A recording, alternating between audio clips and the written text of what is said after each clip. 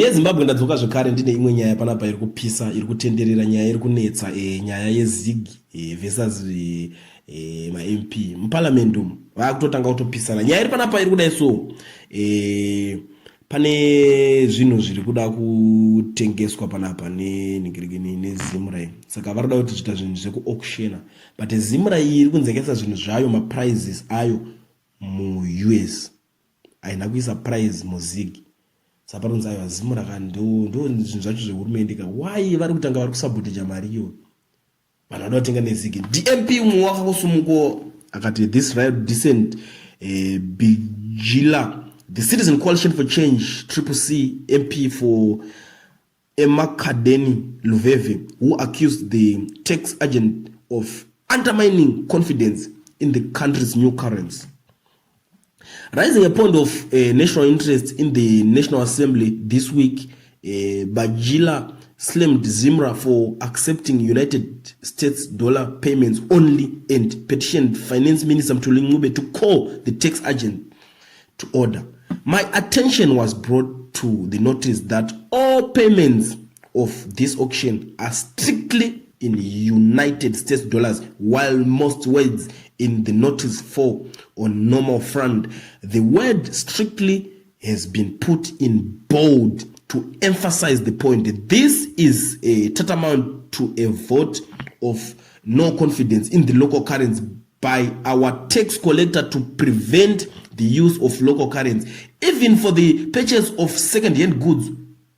Is it the highest level of contempt by tax collector?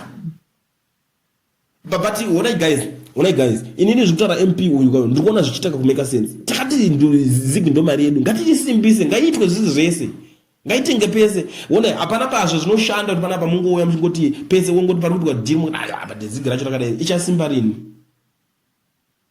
US ribo, US totorida azvotodaro rakasimba US, but munofanira kugara muchiziva chinhu one.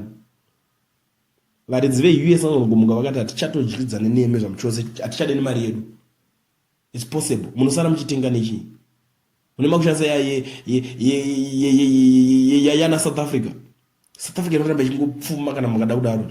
Even iyo yacho US yacho ukazonyatsotarisa kwa zviri kuperera, varidzi varo ndo vari kuramba vachingobudirira vachienda because mari yavo ikuramba ichitowedzera value because muri kuishandisa kwese kwese.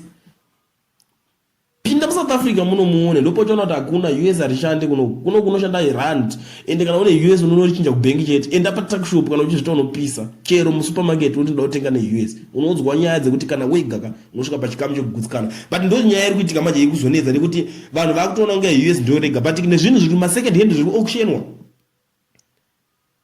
yotadza kungonzwisisawo zvinhu izvo zvekuti aiwa tikutenga neZig, tikutenga nezvese kuona vanhu vanotambira Zig kumabasa.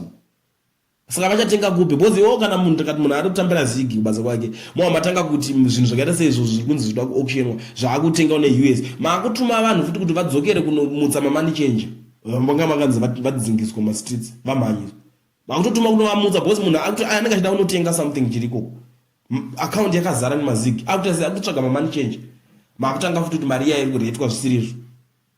Ipapa inini zvangu amen guys, muri kuionawo sei nyaya iyi, muri kuionawo sei?